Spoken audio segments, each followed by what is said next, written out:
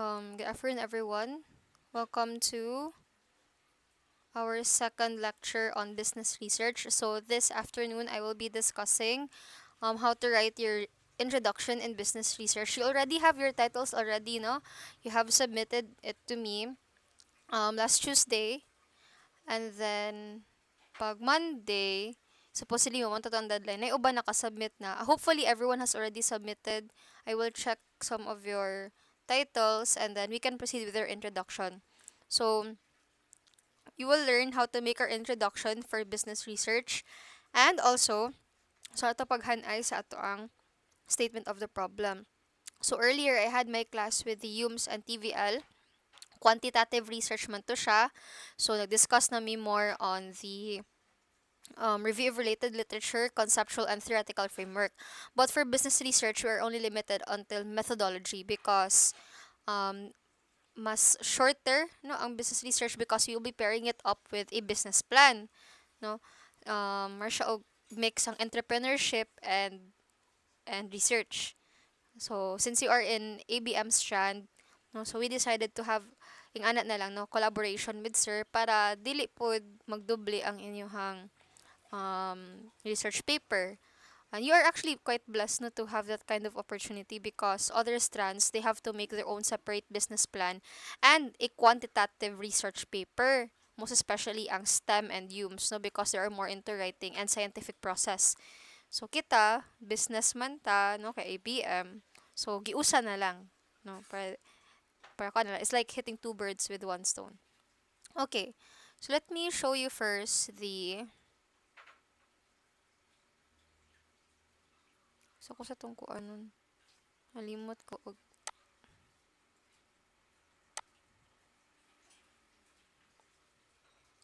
so I will show you first the business research sample. Okay, so wala ni siya, no?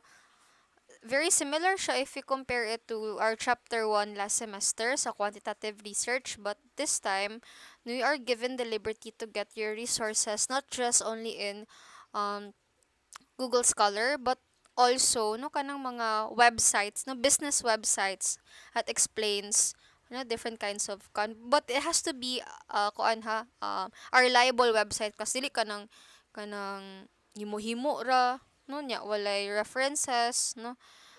Dapat reliable siya in the sense nga it's from a reputable organization abi no or organization nya mo nilang website no gabutang silang mga updates when it comes to business no kay kung mo limit ra ta sa tong kaugalingon sa Google Scholar man gud no more man gud siya very con man gud kay siya class no very technical kaayo siya na kinahanglan po ta og other reviews from actual businesses. So ano ta same ra man siya, di ba? Kung ato ang introduction na atay tung sa quantitative research, di ba, ang ato ang introduction is na atay input process, global analysis, regional analysis, we also have local analysis, the gap in the literature, the rationale, and the output of the study. In here, it's more on just the global, regional, local perception, and how do we use the findings or let's say the data sa ato ang business research, no, how do we apply it into an output, no.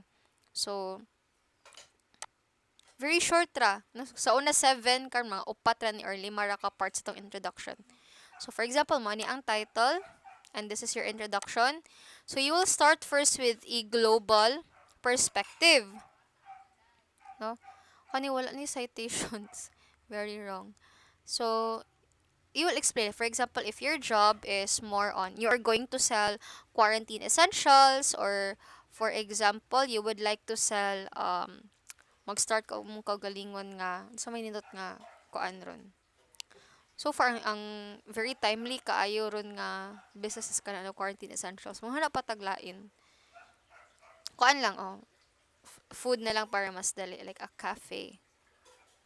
So butag ka asa nag-originate ang mga cafes or di mag siya gamay nga introduction, no. History of cafes.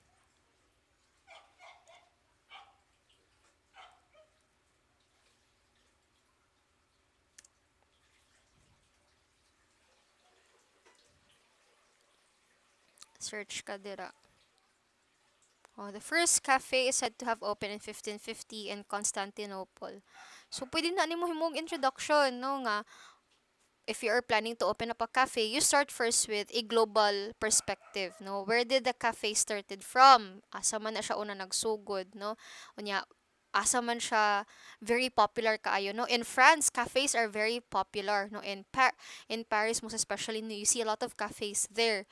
No? And then, tungod ana, no? Nga sikat na kaayo siya dito sa ubang lugar, such as France, no? So, naabot din siya sa lain nga countries, no? Naabot na siya sa all throughout Europe, no, sa America, sa Asia, no, even here in the Philippines, no, even though guys in Carlos City, we have cafes pod, no. So i-define po na siya what is a cafe, no, ang origin dyan niya. So dira ka mag-start una for your global um analysis. Please refrain from getting your references from Wikipedia because that is not a reliable source of information.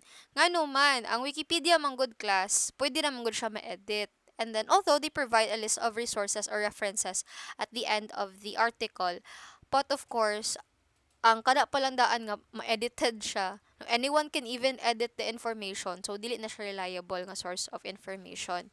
So, although we are much more we are provided with a lot of resources na here in a business research compared to a quantitative research nga strictly scientific nga articles lang sa Google Scholar atong kwaon diri kay pwede ra ita ka Google no pwede ta ka kuha sa mga vlogs sa websites no actual jud nga testimony from business owners no very kuan kita no daghan kitag resources na compare sa quantitative research but we have to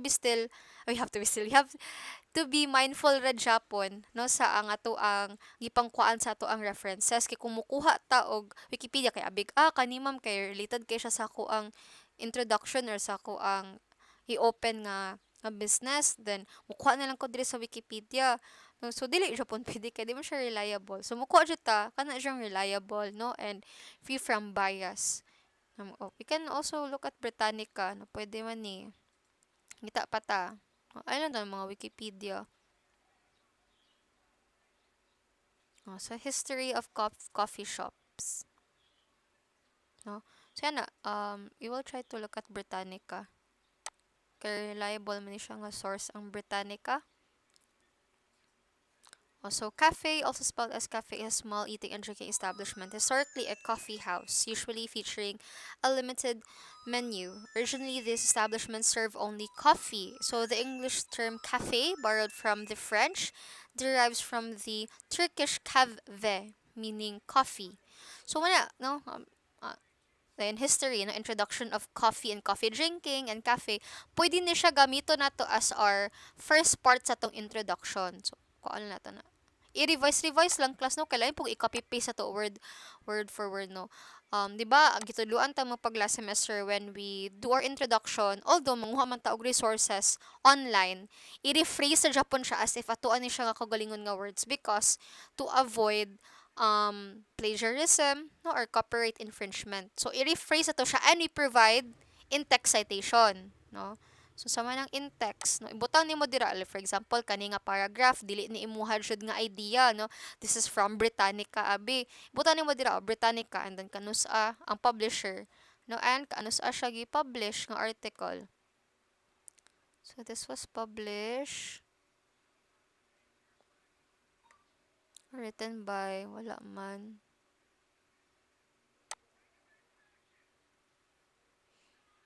okay this was published in 2015 ang latest nila. So, ang pinaka-latest nga pag-edit nila no sa kani nga article, kanag-add sila og video is atong 2015. So, we'll just put there Britannica on 2015. Okay, so arita. Business research. Open tag new document. Assuming we have already a title which is ato lang ibutang Cafe Glow. Kana lang. Example ra na sa name ha sa business. Or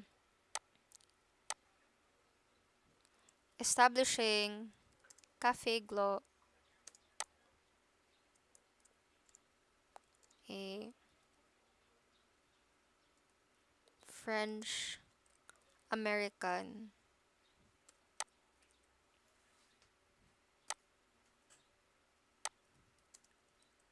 cafe in San Carlos City. O, example ra na ha, mo na mong propose nga business venture in San Carlos City. That is an example of a business research nga title.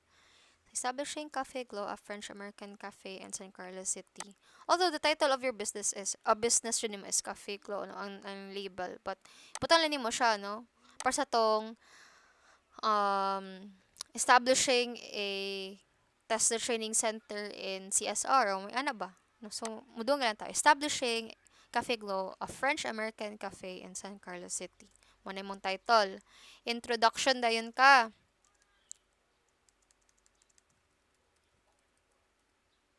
Introduction. And then, muna yun to. First part is a small brief history. Oh, asa nagsugod ang cafes. Reminding everyone, you will still follow the format. That's Times New Roman 12. Justify.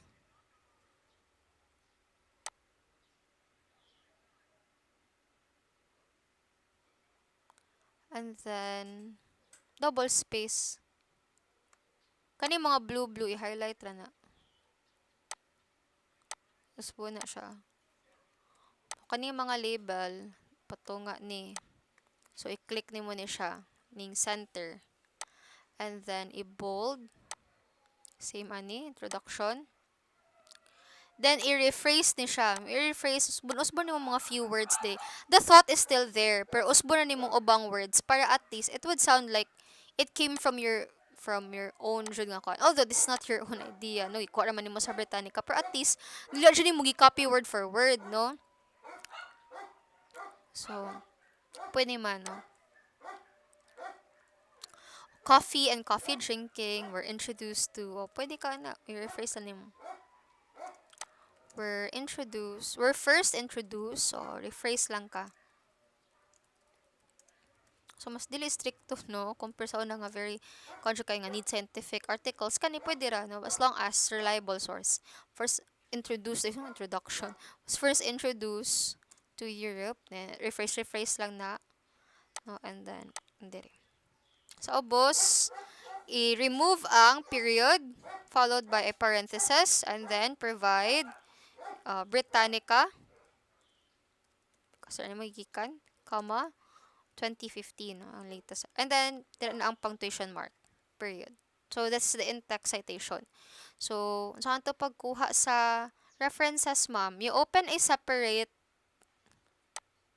document. We do not have the help of Google Scholar anymore, no? Kay, you have to arrange it by yourself. So, butang ka dira. Ay, kalimot jud sa reference list. Although, nag-cite ka diri, no? Britannica 2015. Ay, kalimot sa imong reference list. So, reference. Oh, masking, dili ni siya quantitative research, magkinahanglan siya punta og reference list.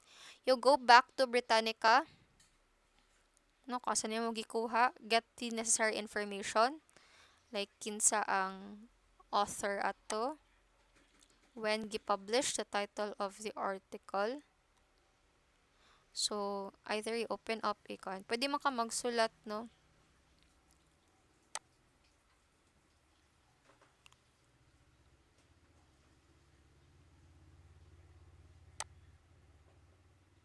Kita akong to-do list.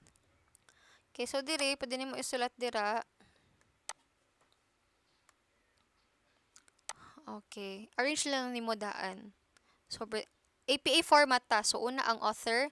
If di mo makita ang name sa author, just write the name of the website or the organization kung asa siya gi-publish. So, Britannica is the name of the website. Followed by a parenthesis. A comma, parenthesis. Year published, it was last edited at 2015. So, 2015. And then, followed by comma. Title of the articles, pwede man cafe. No? History. History of cafe. Sorry. Kung makita ang kuan.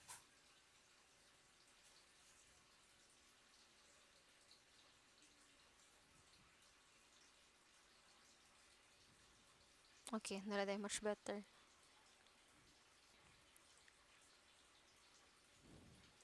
Our history of cafe. And then, butang din mo dira period retrieved from tayon link. I should kalimot og lista. Copy the link. Nubo naman siya, no? Kaya di man good siya book. It's a website, so it's difficult to fill in.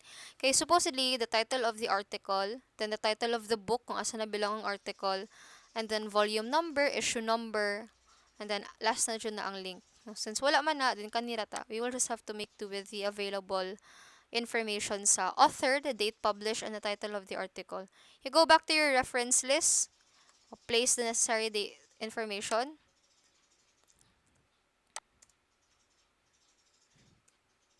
So, man na siya. No, then sunod na pod, lahi na pod. So, dapat ang i-sure sa mong reference list, kung daghan na gani na siya, no? Raging ani, nga daghan kaayo. So, name of the author, year published, title of the article, title of the book, and then, issue number and volume number. Okay, that is for your reference list. Every time that you get resources, for example, mo copy ka og paragraph from a website or from an ebook or from a research journal, nya ibutang nimo siya sa imuhang introduction, always provide an in-text citation, meaning kinsa man ang sultian ni, no? kinsa man ni kuan. If this is not yours, then provide an in-text citation, no, to cite the author, to give credit, no, nga at least ma-identify pod sa reader nga dili ni iya ha, this is the idea from kani nga website or kani nga tawo. So only place the last name of the author, comma, and then the year published for the in-text citation, and then provide a reference list providing the full details of the author and the name of the article dire. So, same naman, no? Na-reference naman ako siya dire sa paragraph. Provide pa siya kog reference list. Duha dyan na siya. Ang dapat, mo coincide dyan na siya. So, kung unsang na-address mo in-text citation, it has to be reflected in your reference list. Because, later on, wala man tayo RRL, no? So, dili na dyan magbutang o mga citations. So, another. So, na-satisfy na abi ka na. Let's say, na-satisfy na ka sa information nga imong nakuha dire. Let's try another na po. No? Sumpay na to dito sa global perspective. Where did coffee shops start to become popular? So, Venice. Ano yun? Okay, Wikipedia man na. Kani, pwede man the history of coffee houses or cafe houses. Open ta ni. Open ta sa website. And then, if wala gani author, kuanta. So, si Scott. Di man complete yan detail. Oy. This is a vlog. Search ta. Coffee or tea. I need coffee. PBS. Kanilang. Basta, just make sure ha, nga ang resources ninyo gikan jud siya from 2015 to 2020. We will not get information nga nasa 1990s, 2001 kay outdated naman na sila nga information. Okay, basa lang pangitan diri nga coffee shops became popular. So pwede na dira for global global perspective. Example na kay mo si mahutan tag time coffee shops became popular in dot. So, sumpay na ka, mangita ka dira sa internet, no? Asa man, una, na popular ang mga coffee shops, no? So, sa Venice, so, hatag ka dirag mga, details. Okay. So, once na-complete na, so, dungag graduate ka. So, money for your global perspective, no? So, in Europe, or globally, sikat ang cafes aning mga lugara. It was first introduced in Europe. Unya mo ni ang ilahang setting sa una. This is for global.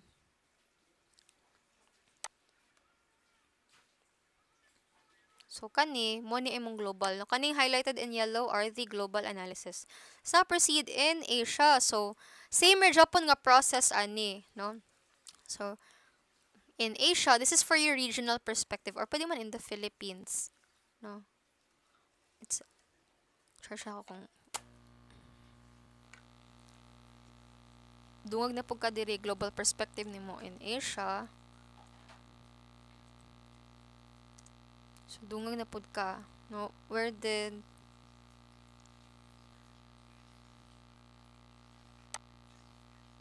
o pwede man history of cafes in Asia.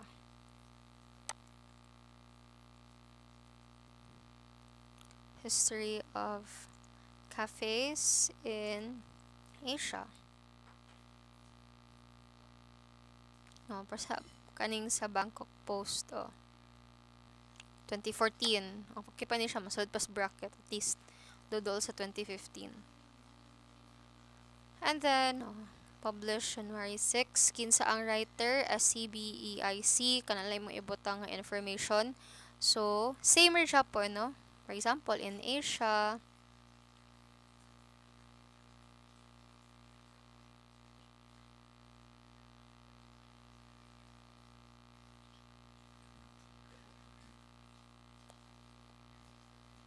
basa lang ka.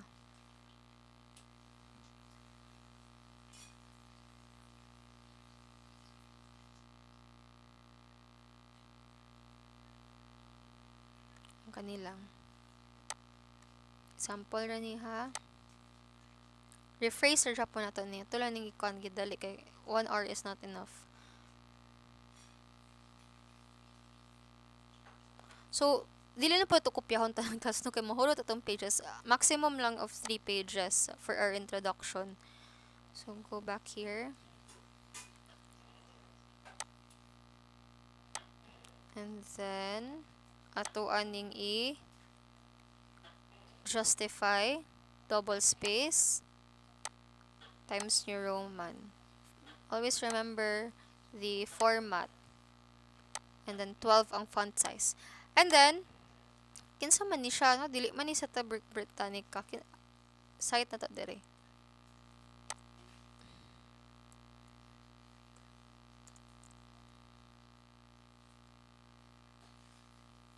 So, si SCBIEC man ni siya ang writer. CBIEC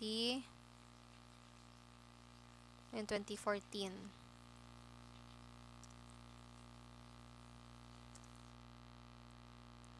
And then period. Then, don't forget the reference list. Same ra siya po itong gibuhat pag-una.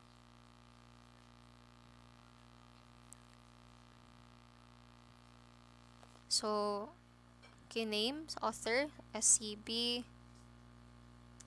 EIC, 2014, kay mo man na siya ang iyahang published date,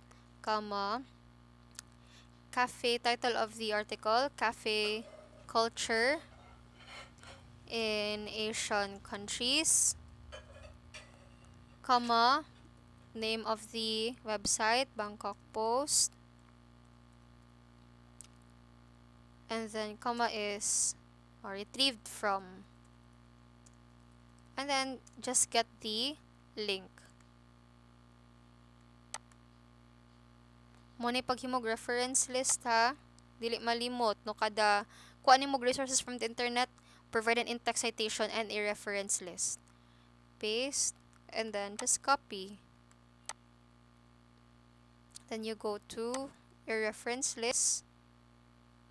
Always arrange your reference list alphabetically. So, S man ni siya, B man ni nag-start. So, una Japon si Britannica. Okay? Then, next.